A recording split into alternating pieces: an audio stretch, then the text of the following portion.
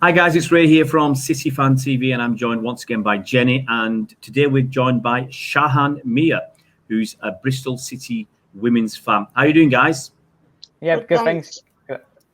Right, what I'm going to do is I'm going to start off by asking Shahan who he is and what he does and his link to Bristol City.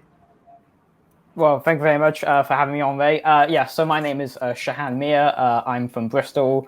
I support Bristol City Women, who I got into through the Bristol City men's team, who I've been a fan of for over 10 years.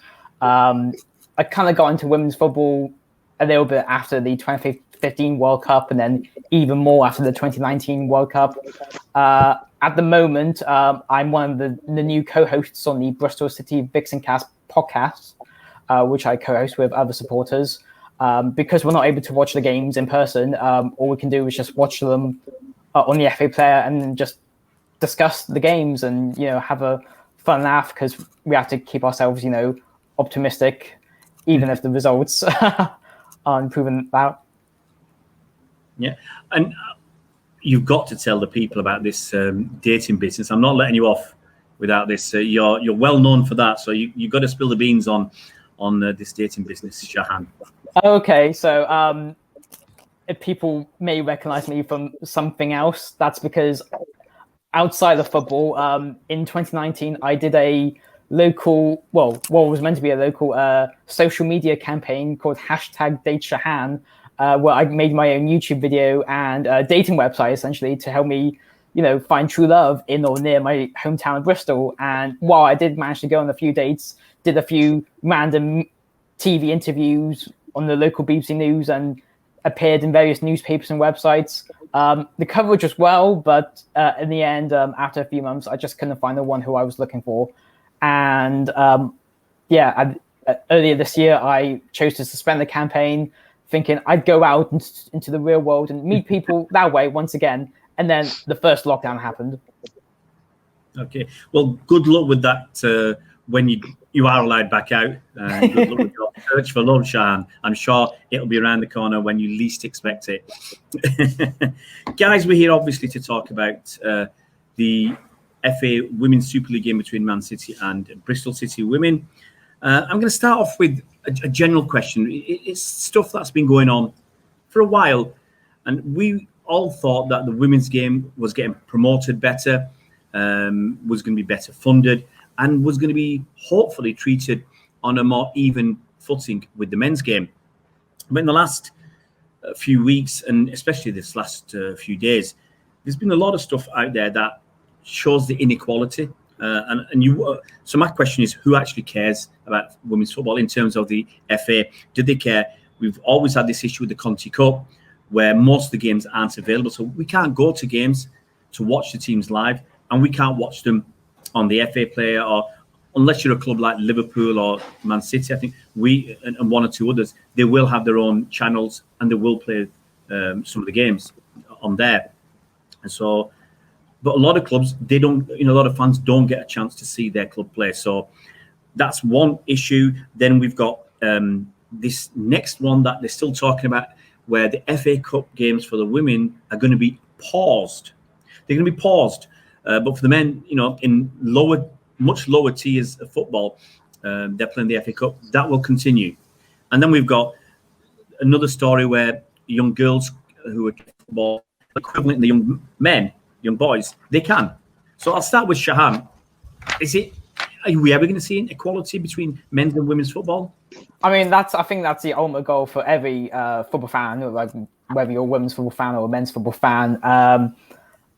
And of course, there has to be the right balance. Like for example, in England, professional football, there's obviously you have the Premier League and you have the Championship League 1, League 2, so you have 4 divisions. Whereas in women's football, it's only seen as the WSL and the Championship that are considered to be elite or professional or semi-professional in the case of the Championship. Yeah. And then you have the national leagues, and then further down the pyramid, which would be like the equivalent of, I'd say, like League 1 or League 2 in the men's pyramid. But yeah, it's very frustrating. And I saw some news the other day where the Helen Ward, the Welsh striker who played for Wales during the recent international break and even scored a goal, because she plays for a club that's in the National League or Watford, she's now considered a non-elite player despite having played for her country fairly recently. So, yeah, it's very bizarre and very frustrating. And yeah, again, to your point earlier, like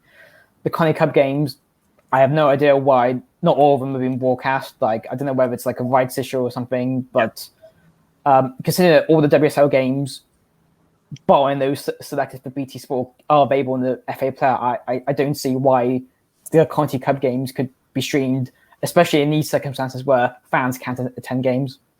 Yeah. What about you, Jenny? What do you think it's fair? What's going on at the moment? No, not at all. I mean, like you say, it's just the inequality. It's one rule for the men and one rule for the women. I think we had an issue obviously with the Conti Cup game being played at 2:00 on a Wednesday afternoon against Liverpool. Most people were working, so couldn't watch the game, and then the only place you could see it was if you'd got it was on the FA Player. Yeah. But we've had that before, where we've had a semi-final game played away in, I think it was Reading, 7:00 on a Thursday night, that fans that did work and were at school just couldn't get to. So there wasn't many fans there that night. Yeah. But I think it's not just the FA. I think a lot of it is to do with television companies as well. And like the BBC will show men's games, but they don't show women's games until they're in the final of the FA Cup. Then they'll show it, or maybe the semi-final.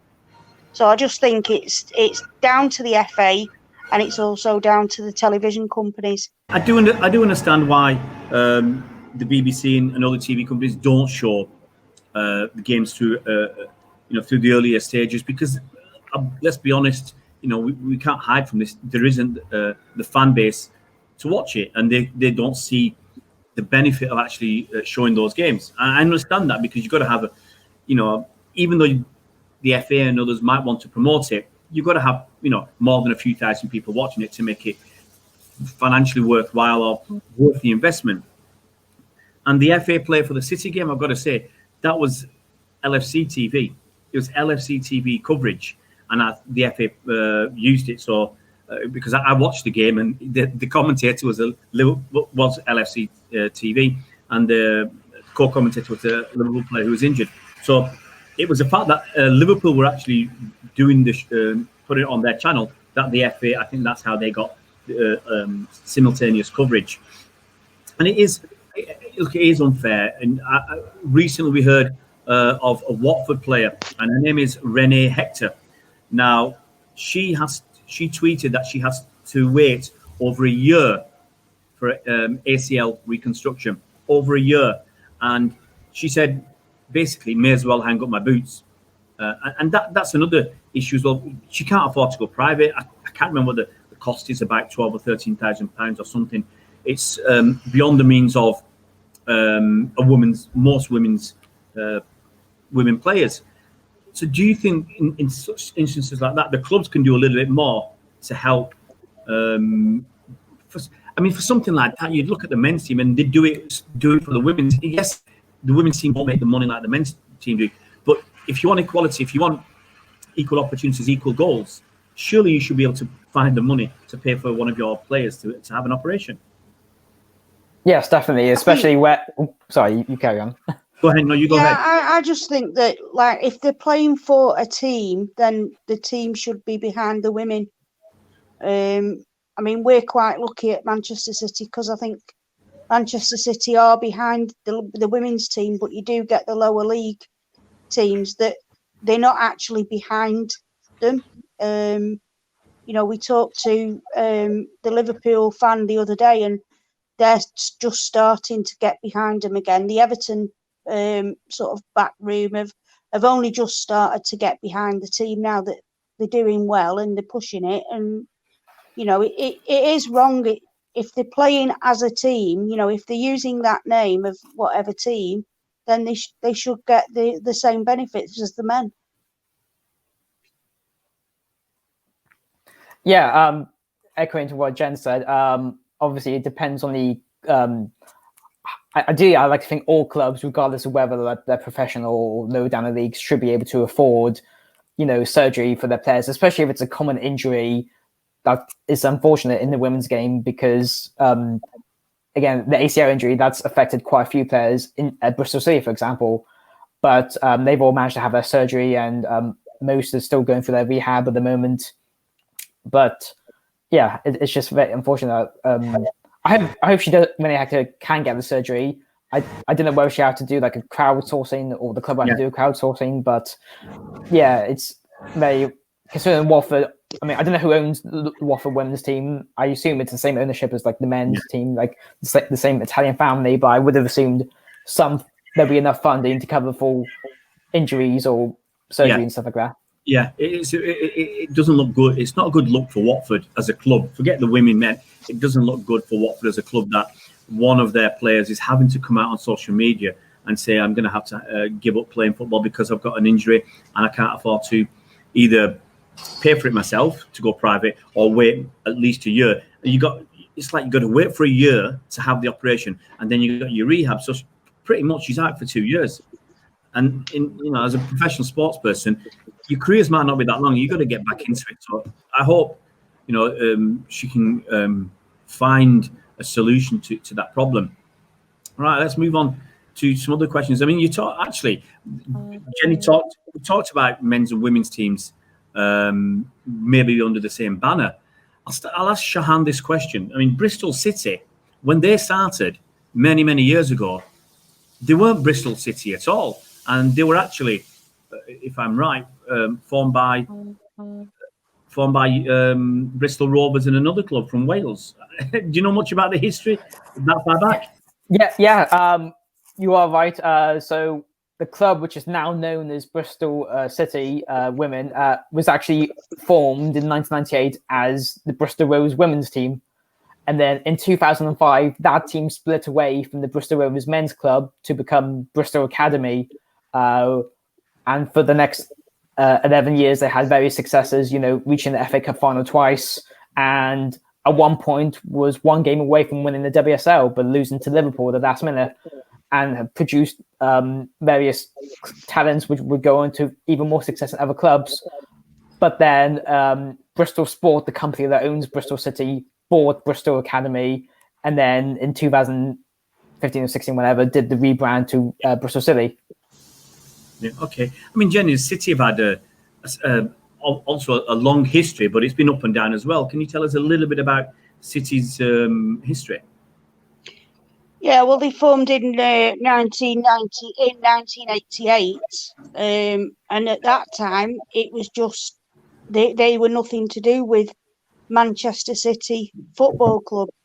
They borrowed kits from wherever they could get them, and Neil Mather had quite a difficult job. It was only in 2014 when they sort of rebanded as Manchester City Women that the club started to get behind them. And obviously we've had more success since then, and we've got better facilities, and we get the same kit as the men get and everything. So yeah.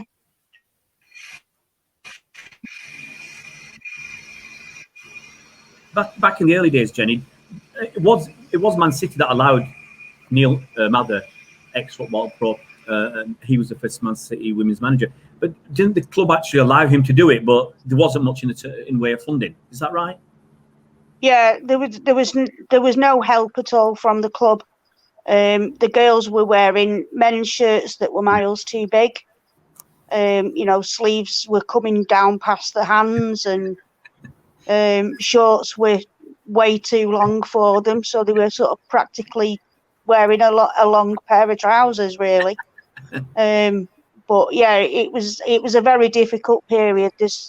Neil Mather's got some funny stories to tell about that time. Yeah, he's told us a few. We move on to. I'll ask Shahan a question, because looking at the scheduling, it strikes me as being particularly ridiculous, absurd, that Bristol City Women played on Thursday evening. Was it a 6:45 or 7:45 kickoff? 7:45, yeah. 7:45 kickoff in the Conti Cup against Crystal Palace, and well done. I think you spanked them. But then that's a Thursday evening game, and on Saturday 3:00 you're playing in the Women's Super League. Do you know why there's less than 2 days between the games?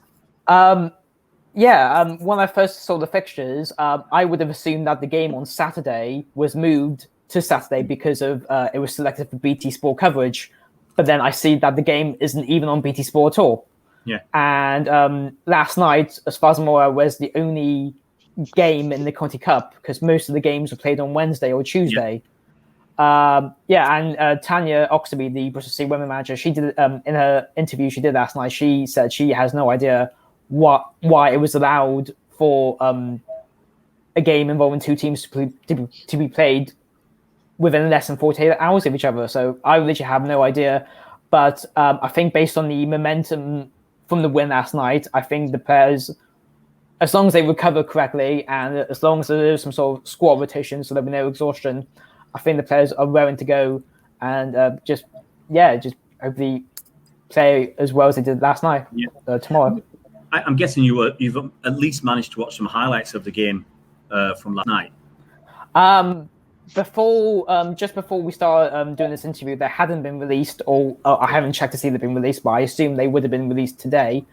I know the game was available to listen to on BBC local radio on the internet, but I was unfortunately busy at the time, so I couldn't. You're on a date. Just let's be honest, you're on a date. Well, I can't really date when there's lockdown at the moment. But then I just had to follow the game through Twitter. Yeah.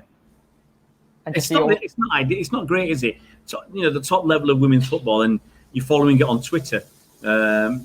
It's a real tough one, and it is. I'm sure you'll agree, Jenny.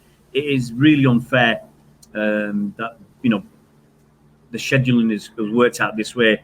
As Shahan has said, it is ridiculous. Yeah, I just think that the league is so small and it's a short. I don't understand why we need to play quite so many games all at once. They could spread them out over the same period as the men's game, and players could get the proper recovery time because they do need it. Some of the players now, even for us, some of our players are looking absolutely shattered. Well, you're right, Jenny, because there's only 22 league games in the Women's Super League, and then you've got obviously the FA Cup, Continental Cup, and the Champions League. If you're in that, there's not too many games, and we started before the men's. Let's move on to the next question then. I'll ask Shahan to start with. How have you guys been doing this season at Bristol City? How's your season been going? Okay, so for those of you who are not aware, Bristol City are currently bottom of the WSL. Have lost every single game so far, and we have a goal difference of -19. And we've only scored one goal in the WSL, and the only wins we can seem to get so far are in the Conti Cup games against Championship opposition. It's not about the team haven't tried. There's been some games where we played really, really well, and there's other games where we just showed the opposition a little more respect than they should have, and they took advantage of that. And I'll move on to Jenny. Jenny, how have Man City women's team been doing this season? It's been a bit up and down, really. We're 7 points, I think it is, off the top spot. And with it being a short league, there's less games for us to sort of try and catch them points up. Obviously, we won the FA Cup at weekend, which went into extra time, so that's added some, people that are tired that were playing in that game, and he rested a few on Wednesday for the Conti Cup game against Liverpool. But even so, 3 games in the space of a week and one went to extra time. It's going to start telling on players. Yep, thanks, Jenny. Shahan, next question for you. Have you watched any of City's games this season, such as the FA Cup final? Yes, so I saw the Community Shield game between Chelsea and Man City back in August. I thought that was great to see the Community Shield, the Women's Community Shield back once again. Obviously, it's a shame that fans couldn't attend. And as well as that, I did see the FA Cup final game last week, and as a neutral, I was entertained, and I thought, oh wow, it's going to extra time. I thought Everton could potentially steal this, but I have to admit, again, as a neutral, I was a little bit gutted when I saw, Man City score those last-minute goals from Stanway and Becky. And I thought Everton could have potentially gone all the way. I mean, they beat Bristol City 5-0 in the FA Cup in Bristol City's last home game before lockdown, and then obviously went on to defeat Chelsea and other teams in the subsequent games. And the only other time I've seen Man City play is highlights on the women's football show, which, as we all may be aware, they don't really show full long enough highlights. A best they only show like a couple minutes or 5 minutes per game, which is it doesn't match the level that Match of the Day has, for example. Right, guys, as you can probably hear, I've got a building site behind me, and they were nice and quiet, and then I decided that suddenly they'll come back after lunch and I'll start working. So I'll shout my questions and I'll turn my mic off. Jenny, do you want to quickly tell us about that FA Cup final? And I'm sure you're still in a very good mood after that game. Yeah, well, they equalised after we'd taken the lead with a goal that I don't think the striker knew much about because it hit the back of her head and went in. But Everton are a really good side. They dig deep. They've got some good players, and they have quite a bit of threat as well when they get up front. But they took us to extra time, and then it was looking like penalties. So the fans that were watching on the OSC Zoom were getting a little bit nervous, and I think a few fingernails were being bitten. And but then obviously Georgia popped up with one of her sort of trademark goals, and then Janine just got one right in the last sort of few minutes the last minute of the game to completely win it for us. So obviously they were delighted. Right, I'm going to have to shout this question because the guy's right behind me now. He's got a compactor, so it can be very noisy. But let's try and get this next question out to Shahan. It's difficult to play against the big teams, but we've seen Brighton this season thwart City. We've seen Reading do the same. How are Bristol City going to get something out of this game?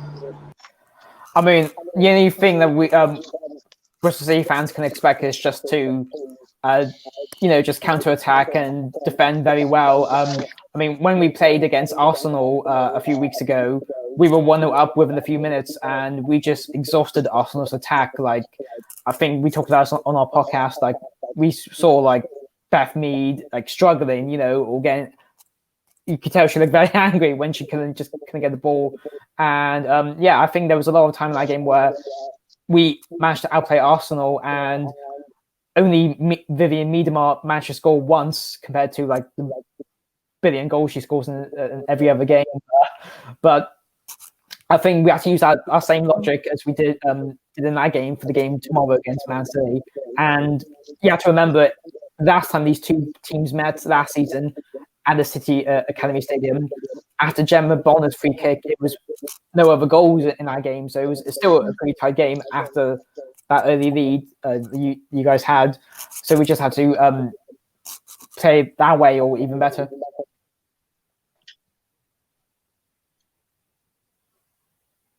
And Jenny, how do you see the game going tomorrow? Well, I mean, when we played, was it Reading we played, and we always said that they were going to dig deep. The lower the team, sometimes the harder they sort of dig. So I think it's going to be.